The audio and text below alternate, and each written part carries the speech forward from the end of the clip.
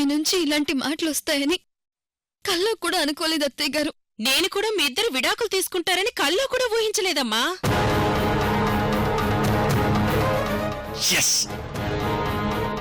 మనం రావాల్సిన ప్లేస్ కి కరెక్ట్ గా వచ్చినాం.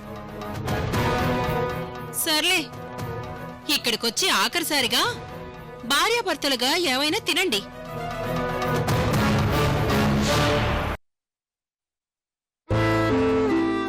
సరే, టైం అయింది, లోపలికి వెళ్దాం పదా.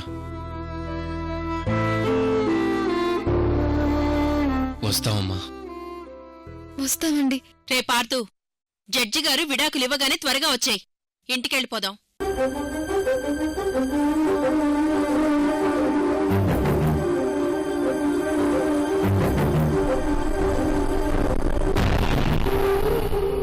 వాళ్ళిద్దరూ డైవర్స్ తీసుకుంటున్నారు.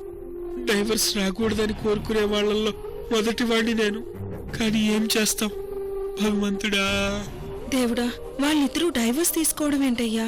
జీవితంలో నేనెప్పుడు ఇంత బాధపడింది లేదు. ఇలాంటి జంట ఎక్కడ దొరుకుతారు? అమూల్యలో నా కూతురు చూసుకుంటున్నాను. కన్న కూతురు విడాకులు తీసుకుంటుంటే ఎలా తట్టుకోవాలి తండ్రి?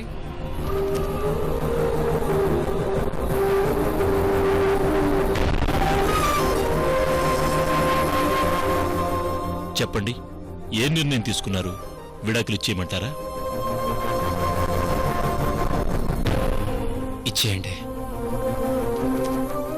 ఇందులో ఇద్దరు సైన్ చేయండి.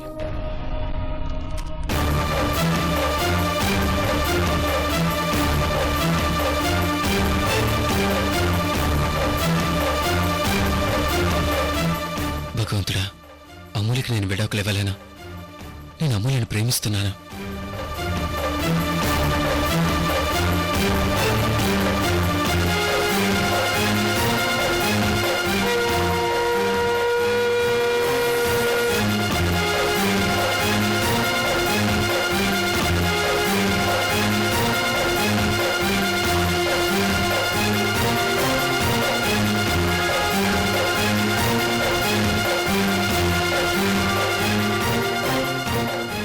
ఏమయ్యా, ఇంతసేపు ఆలోచించి ఏ నిర్ణయం తీసుకున్నావయ్యా?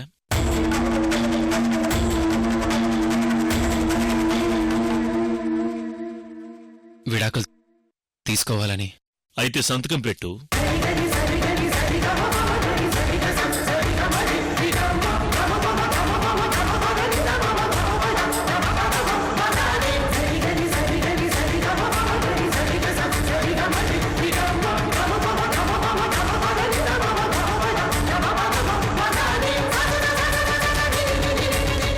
నువ్వు కూడా సంతకం పెట్టమ్మా.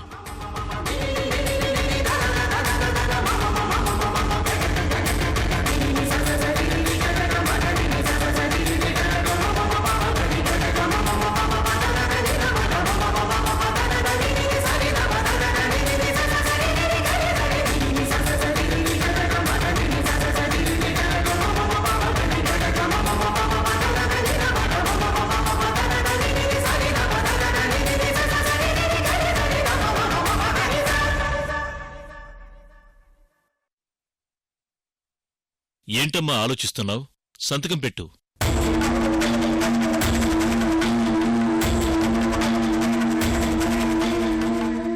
మీ భర్త పార్థు సంతకం పెట్టేశాడు కదా, మిగిలింది నువ్వే. సంతకం పెట్టు. నువ్వొక్క సంతకం పెడితే చాలు, మీకు విడాకులు వచ్చేసినట్టే. ఈ పాటికి జడ్జి అమూల్య పార్థు ఇద్దరితో సంతకం పెట్టిస్తుంటారు. ఈ పాటికి ఇద్దరికి డైవర్స్ ఇచ్చేస్తుంటారు జడ్జి. సీతారాముల్ లాంటి పార్థు అమూల్యలు ఇక కలిసి ఉండరు. ఏంటమ్మా ఆలోచిస్తున్నావు? సంతకం పెట్టు.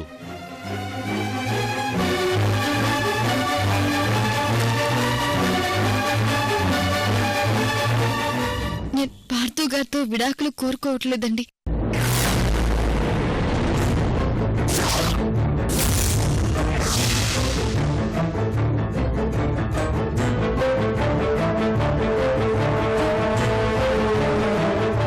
ఏమ్మా, విడాకులు కోరుకోవట్లేదా?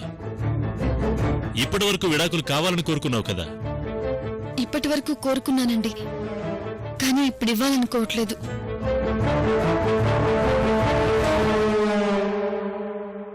6 నెలల వరకు విడాకులు ఇవ్వాలనుకోవట్లేదండి. 6 నెలల తర్వాత విడాకులిస్తాను. అదేంటమ్మా? అవునండి, నాకు 6 నెలలు టైం కావాలి. ఈ 6 నెలలు నేను పార్థు గారి దగ్గరే ఉంటానండి. ఆ తర్వాతే విడాకులిస్తాను.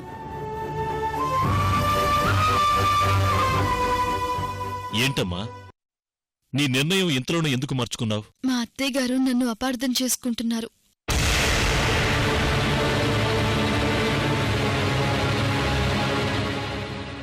నా విషయంలో ఆవిడకున్న అపార్థాలు పోగొట్టడానికి నాకు 6 నెలలు టైం కావాలి జడ్జి గారు. నేనిప్పుడు విడాకులు ఇచ్చేస్తే ఆవిడికి నాకు ఏ సంబంధం లేకుండా పోతుంది కదండి. అప్పుడు నాకు అవకాశం రాదు కదండి. అందుకేనండి మీ అత్తయ్య గారి కోసం విడాకులు వద్దంటున్నారే తప్ప మీ ఇద్దరి మధ్య ఉన్న అండర్స్టాండింగ్ మాత్రం కాదు, అవునా? అవునండి, ఆల్రెడీ మేమిద్దరం విడాకుల విషయంలో ఒక అండర్స్టాండింగ్కి వచ్చేసాం. ఆవిడ కోసమే ఇప్పుడు నేను ఈ టైం అడుగుతున్నాను. ప్లీజ్ అండి.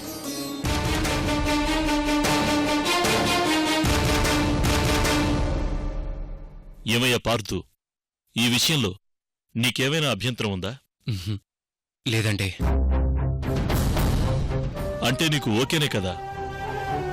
ఓకేనండి. ఒక ఫ్యామిలీ జడ్జిగా మీ కేసు నాకు కొత్త ఎక్స్పీరియన్స్. ఏమైతేనే మీకు 6 నెలలు టైం ఇస్తున్నాను.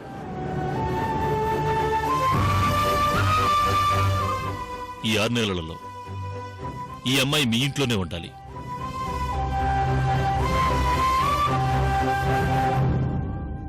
ఈ 6 నెలల తరువాత ఈ కోర్టు మొహం కూడా చూడకుండా చక్కగా నిండు నూరేళ్లు కాపురం చేసుకోవాలని కోరుకుంటున్నాను. All the best. Thank you sir. వస్తామండి. రామూల్య.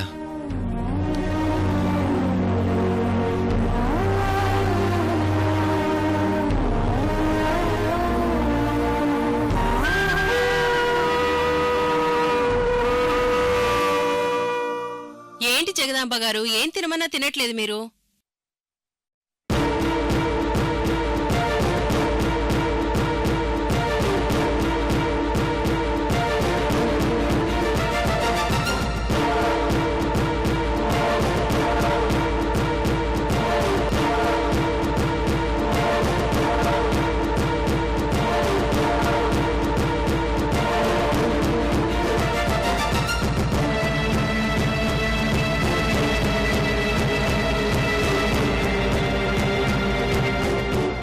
ఏంట్రా ఇది?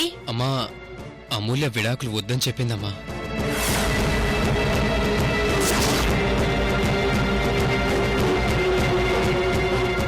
ఏంటి, విడాకులు వద్దందా?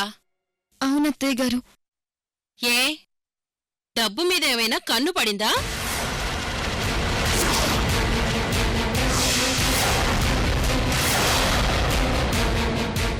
లేక నా కొడుకు మీద ప్రేమ పుట్టిందా? అదేం కాదత్తయ్య గారు. అదేం కాదన్నప్పుడు మా ఇంట్లో ఉండి ఏం చేస్తావు?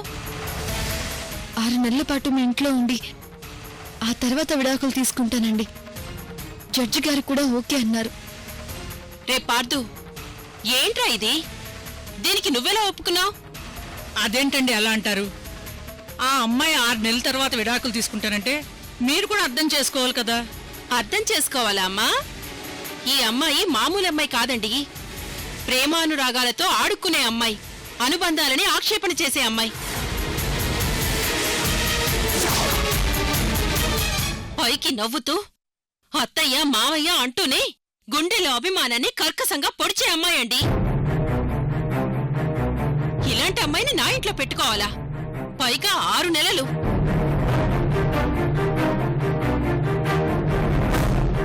ఏమ్మా, ఈ 6 నెలలు ఏం చేద్దామని? ఇంకా చదువుకోవాల్సిందేమైనా మిగిలిపోయిందా? లేదా మా అబ్బాయితో ఏమైనా అవసరాలున్నాయా? అదేం కాదత్తయ్య గారు, మీరు నన్ను అపార్థం చేసుకుంటున్నారు. ఆ అపార్థాలు తొలగించుకోవాలని ఈ 6 నెలలు మీ ఇంట్లో ఉంటానంటున్నాను. రే పార్దు, ఏంటా ఇది? మనకి తలనొప్పేంటి?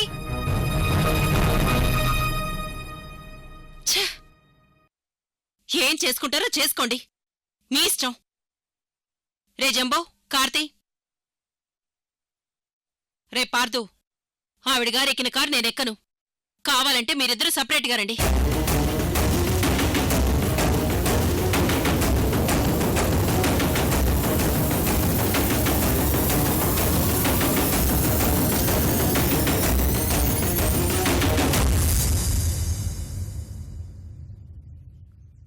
ఇంక మేము కూడా బయలుదేరతామమ్మా.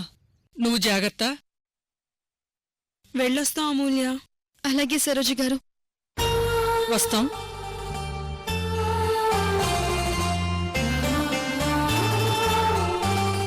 అమూల్య, అమ్మ చాలా కోపంగా ఉంది అమూల్య.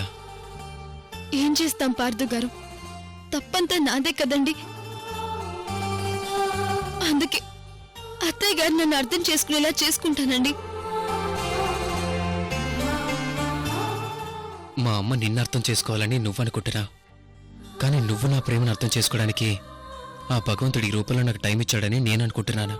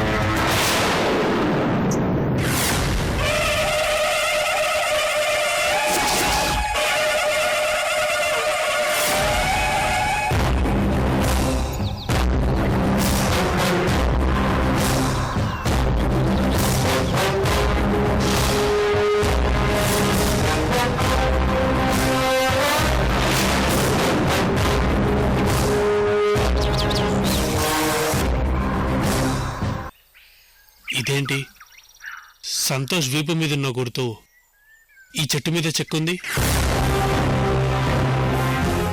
ఈ చెట్టేదో తేడాగా ఉందే.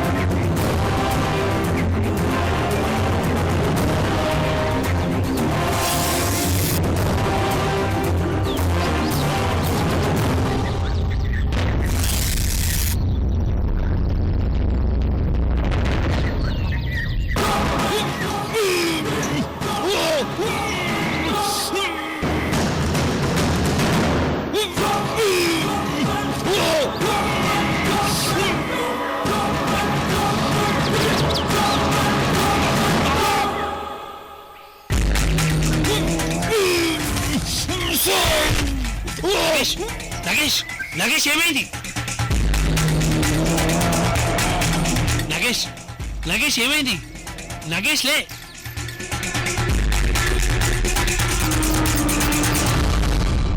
పామే మన గడిచిందా? నగేష్ లే. Nagesh,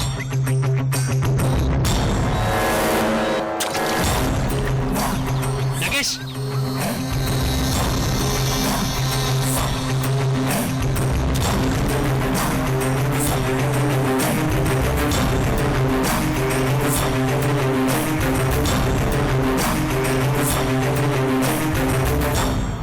thank God.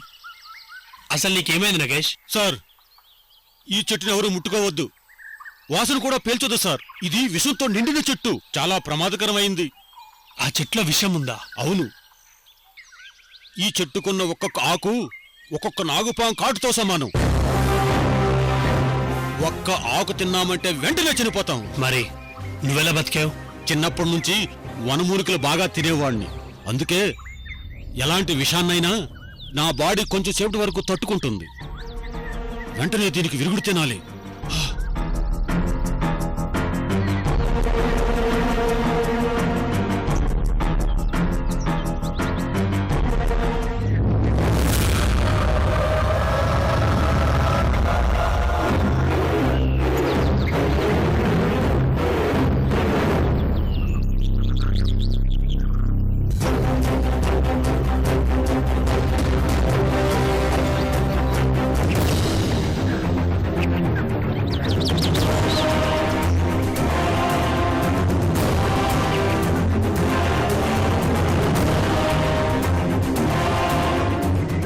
నాకేం కాదు సార్.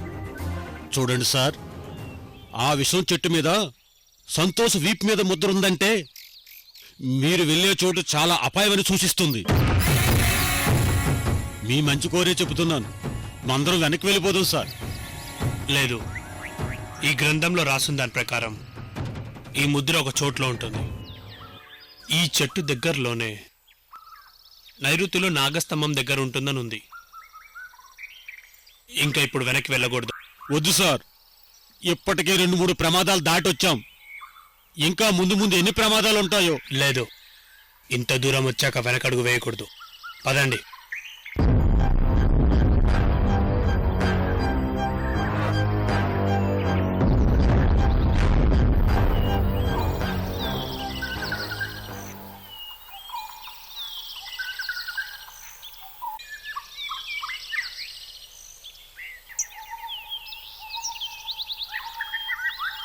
సార్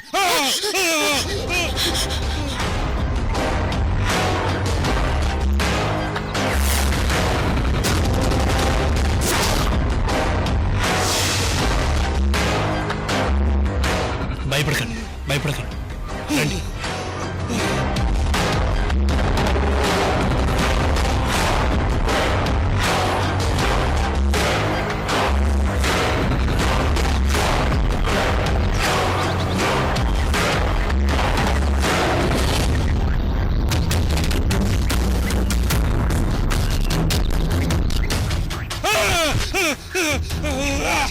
లగేష్,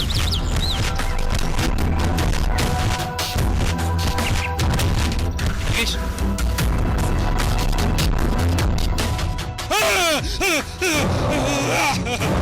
లగేష్,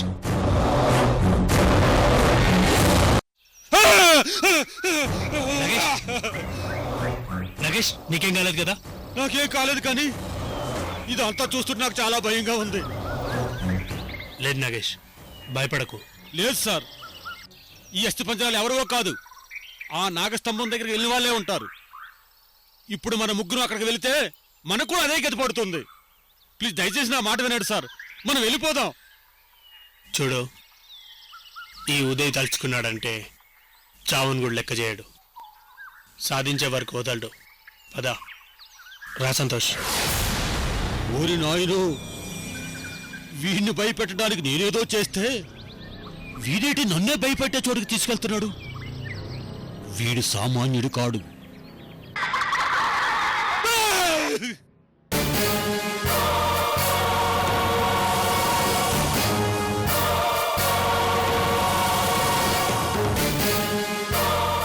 రండి అమూల్య గారు, రండి.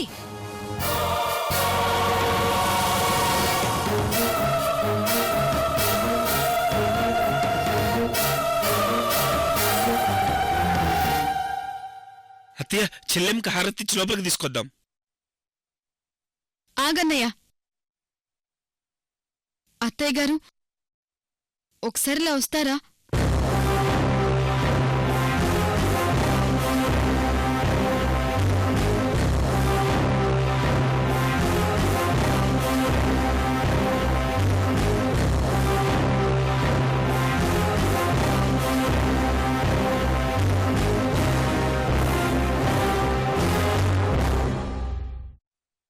ఏమీ లేదత్తయ్య గారు, కోర్ట్ రూల్స్ ప్రకారం నేను ఈ ఇంట్లో పార్థు గారితో కలిసుండాలి. మీ ఇంట్లో ఉన్నంతసేపు నేను కొన్ని రూల్స్ అండ్ రెగ్యులేషన్స్ పెట్టుకున్నాను.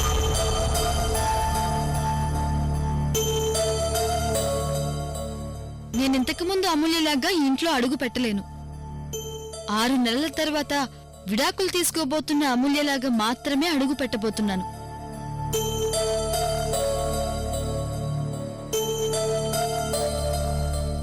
ఏంటా రూల్స్ అండ్ రెగ్యులేషన్స్? మొదటిది, నేను మిమ్మల్ని అత్తయ్య గారు అని పిలవను. అన్నపూర్ణాదేవి గారు అని పేరు పెట్టి పిలుస్తాను.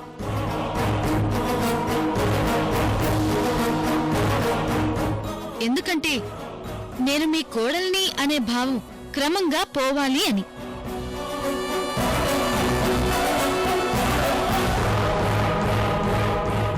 అలాగే నేను ఈ ఇంట్లో ఉంటాను.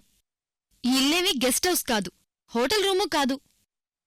ఈ ఇంట్లో నేనున్నంతకాలం ప్రతి దానికి బిల్ పే చేస్తాను.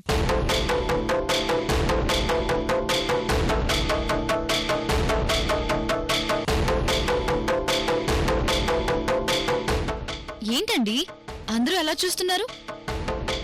అర్థం కాలేదా? నేను ఈ ఇంట్లో ఉంటున్నందుకు బిల్ పే చేస్తాను అంటున్నాను. అది కాదు అమూల్య, నువ్వు బిల్ పే చేయడం ఏంటి?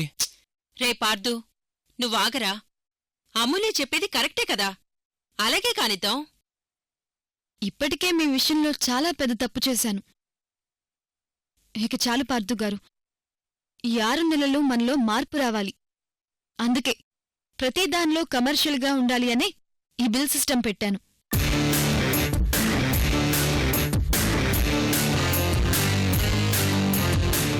నేను ఈ ఇంట్లో ఉన్న పని మనిషి దగ్గర నుండి కార్ వరకు ఏదీ యూజ్ చేయకూడదు.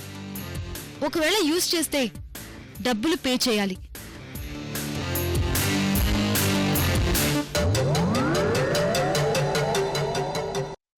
అలాగే నా ఫ్యామిలీ మెంబర్స్ కానీ నా ఫ్రెండ్స్ కానీ ఎవరొచ్చినా వాళ్ళుంటున్నందుకు కాఫీ, టీ, టిఫిన్స్ కూడా నేనే బిల్ పే చేస్తాను.